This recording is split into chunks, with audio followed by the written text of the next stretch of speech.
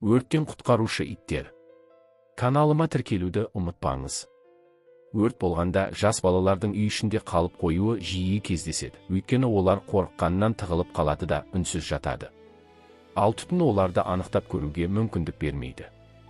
Сондықтан осындай жағдайларда пайдалану үшін Лондонда иттерді үйрете бастаған. Ондай иттер өрт сөндірушілермен үнемі бірге болады. Үйден өрт шыға қалғанда өрт сөндірушілер итті балаларды алып шығуға жұмсайды. Осындай бір ит Лондонда 12 баланы өлімнен аман сақтап қалған. Оның аты Боб екен. Бірде үй өртенді. Өрт сөндірушілер әлгі үйге келіп жеткенде, алдарынан бір әйел жүгіріп шықты.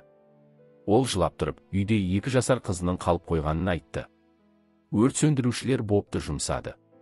Боб баспалдақтар арқылы жүгіріп барып, түтіннің арасына еніп көрінбей кетті. 5 минуттан соң ол көйлегінен тістеп, қызды көтеріп, үйден жүгіріп шықты.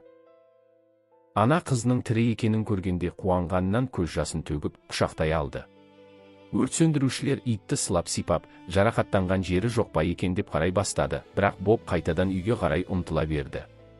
Өрт сөндірушілер үйде тағы бір тірі жан болуы мүмкін деп ойлады да оны жіберді. Ит үйге жүгіріп кірді де, аздан соң тісіне тістеп алған бір нәрсені көтеріп қайта шықты. Жұрт оның алып шыққан затын анықтап көргенде, бәрі де күлді. Алып шыққаны үлкен қуыршақ екен. Лев Толстой. Аударған Сейітжан Омаров. Каналыма тіркелуді ұмытпаңыз.